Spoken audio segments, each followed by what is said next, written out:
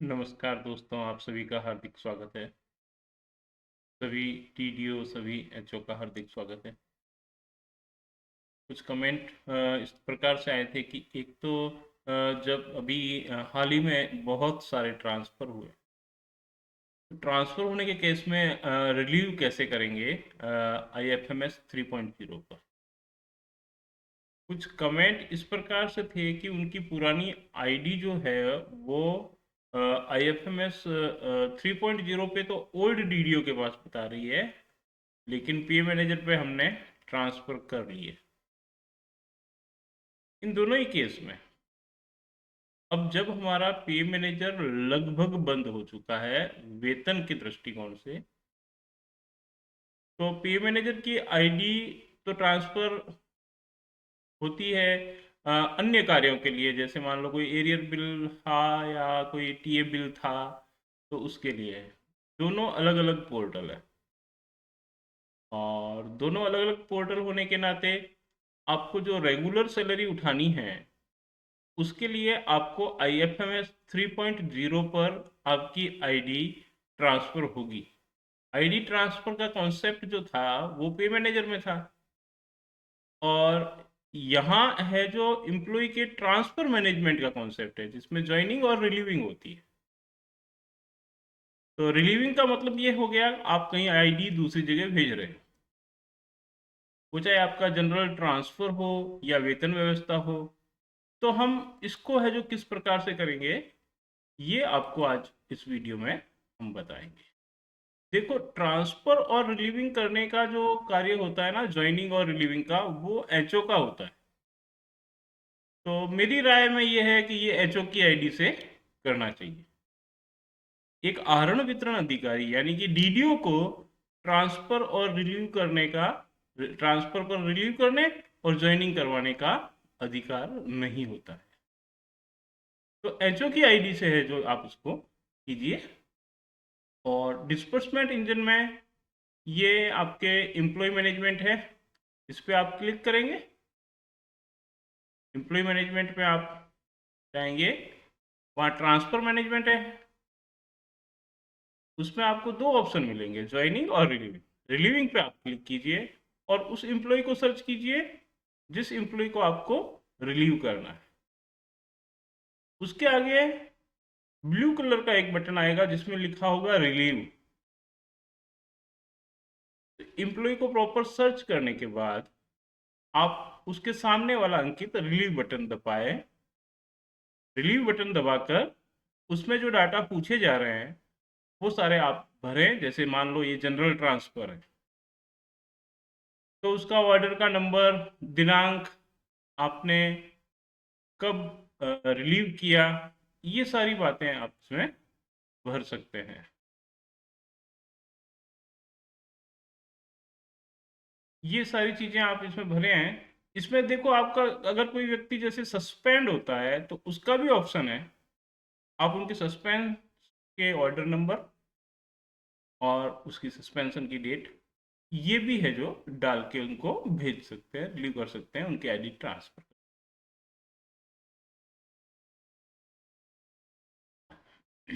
यहाँ सबसे ज़्यादा ध्यान देने योग्य बात जो है ना, वो आपको हम बताएंगे कि एक तो आपका ये सेलेक्ट करना है डिपार्टमेंट, और एक आपको इसमें सेलेक्ट करना है किस डेट को है जो रिलीव कर रहे हैं, मध्याह्न पूर्व, मध्याह्न पश्चात, जैसे ये हमने अभी सेलेक्ट किया। ये देखो, डिपार्टमेंट यहाँ सेलेक्ट करेंगे। डिपार्टमेंट यहाँ सेलेक्ट करने के बाद आपको किस ऑफिस में ये आईडी भेजनी है, उस ऑफिस आईडी को सिलेक्ट करें।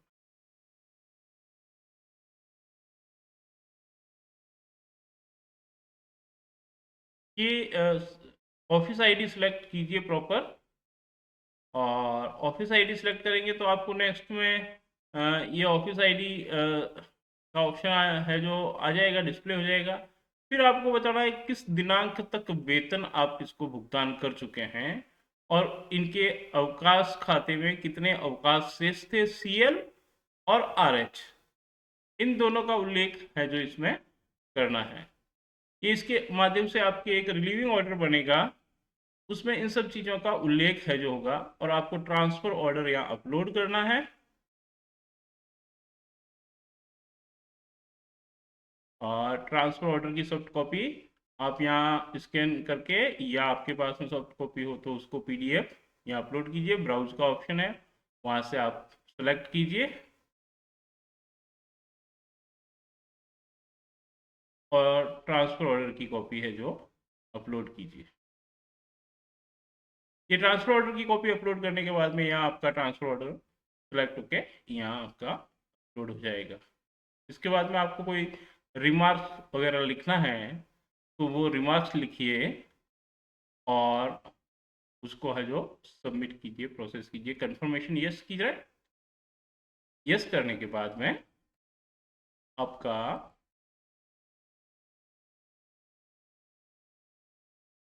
नेट थोड़ा स्लो चल रहा है। हाँ, यस करने के बाद में आप है ना, एक ऑप्शन इस तरीके से जैसे खुलेगा।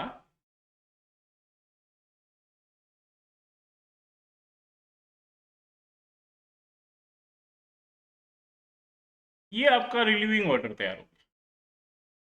अब ये रिलीविंग ऑर्डर को आप भली भांति जांच लें। इसमें नीचे देखो डाउनलोड करने का ऑप्शन है, ई साइन करने का ऑप्शन है और डीएससी से साइन करने का ऑप्शन है। ये ई साइन करेंगे तब आपके आधार नंबर से ये ऑथेंटिकेशन करेगा और आपको एक ओटीपी भेजेगा, और ई साइन पे आप क्लिक कर लीजिए। या आपको ई साइन सर्विस पे लेके जाएगा जहां आपको आधार नंबर एंटर करने हैं।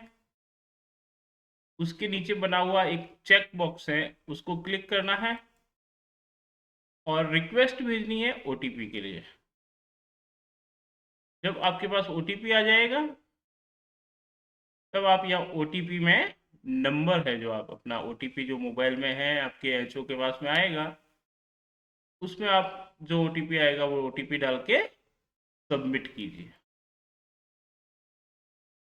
ओके, अब ये आपके ट्रांसफ़र की रिक्वेस्ट है जो सक्सेसफुली सबमिट हो गई। इसके बाद में नीचे देखिए एक ऑप्शन आया हुआ है, इसको रिवर्ट करने का और अप्रूव करने का। अप्रूव पे आप क्लिक करें तब फिर आप देख लीजिए, अप्रूव पे क्लिक करने के बाद में आपके ये ऑर्डर है जो आपका तैयार मिलेगा आपको। और आप अपने टास्क माई टास्क में भी जाके इसको देख सकते हैं। माई टास्क पे आप जब क्लिक करेंगे तो आपको जो भी पेंडिंग रिक्वेस्ट होगी उसमें आपको ये शो करेगा। ये पेंडिंग रिक्वेस्ट में आप क्लिक करने पे ये रिक्वेस्ट शो करती है। इसके रेफरेंस नंबर पे आप क्लिक कीजिए।